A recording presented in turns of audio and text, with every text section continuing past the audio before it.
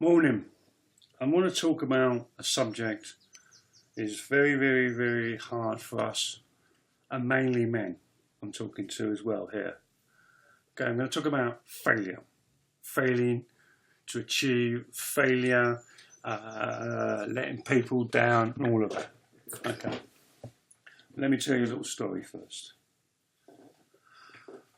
I was talking to a very, very, very beautiful sister of mine, and she asked me and confronted me, why can't you accept love? Now, I'd had a dream before of meeting the 13-year-old me.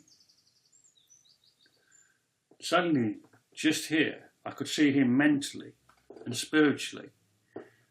He was standing there going, well, and he wasn't saying it in a nasty, derogative way. He was a provoking question. And I absolutely broke down, cried my living eyes out, and eventually pulled myself together. And that's when I faced the 13-year-old me.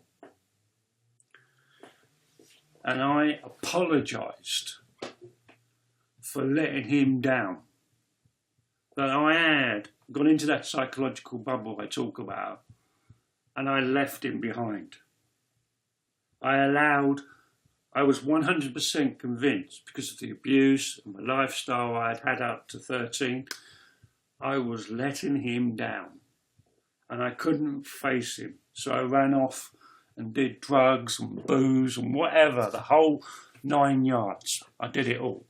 All I was doing was avoiding him. As long as I didn't see him, feel him, hear him, or know he was there, I was perfectly okay.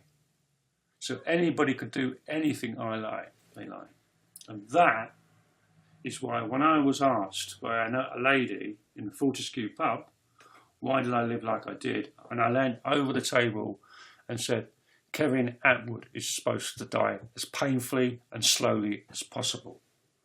And then tried to work out where it came from and spent a 6-year journey looking at that. I had to face that child. I was now 50, the bubble had been burst, I was off the drugs, I was off the booze, and I was ready. That is it. When my therapist asked me, was I ever allowed to be angry at home? I laughed so much I fell off the chair.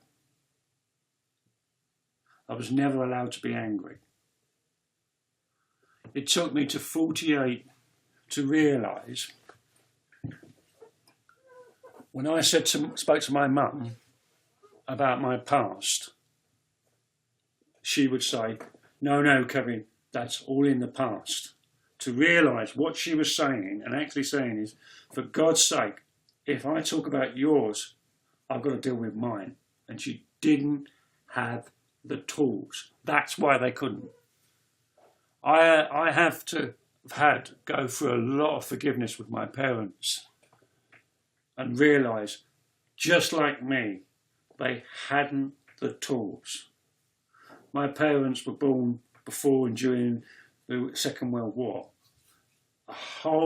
In 1945, a whole nation, an empire, shut down their emotions.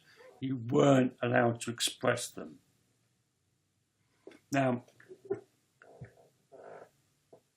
failure is not a bad thing. Are you telling me they designed and built this, and the first one they plugged it in and it worked? Not a nanny. When you used to go to Ford's, at the back of Ford's in Dagenham was a field full of trashed cars. They deliberately made the car undrivable so they could see where it goes wrong. Failure we learn from. Now, we hit failure and we got a choice. We can go down and carry on and live in that, or we can go up and learn.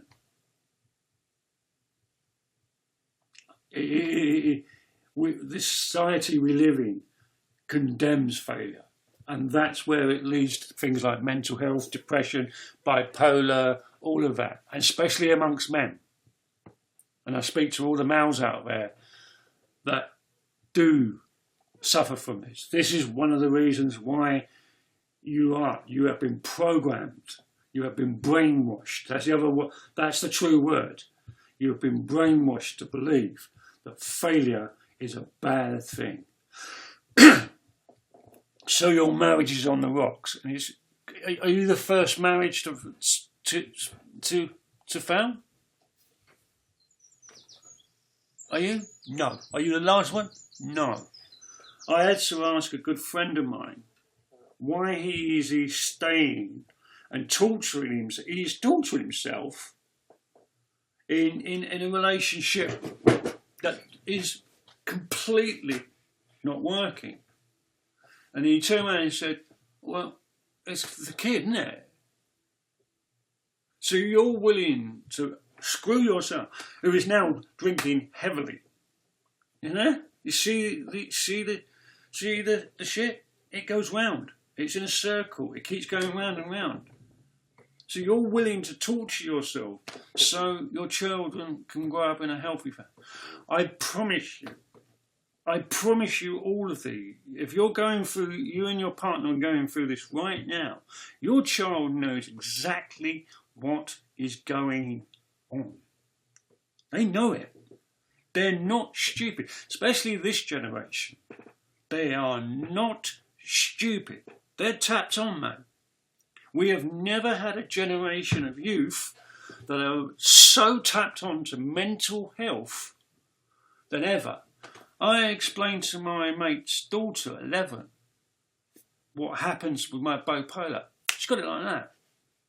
I explained to people in my age and generation that till I was found with autism, I believed I was an alien. Most laugh, not in a nasty way. I was in Moments Cafe in the kitchen with a 19-year-old, and I told her, and she looked at me and went, okay. I cried. And she said, what are you crying for? She said, someone understands. This generation understands it more than you can. So, I haven't got any children.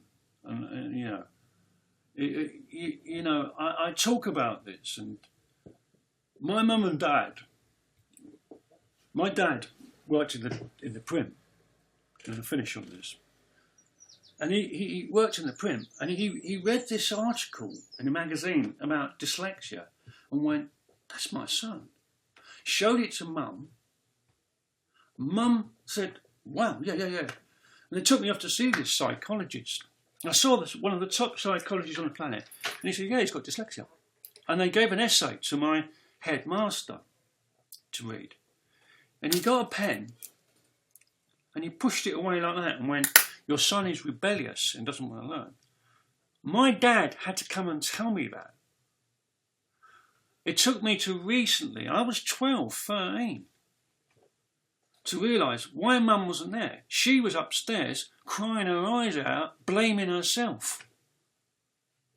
He had to tell me it. He couldn't lie.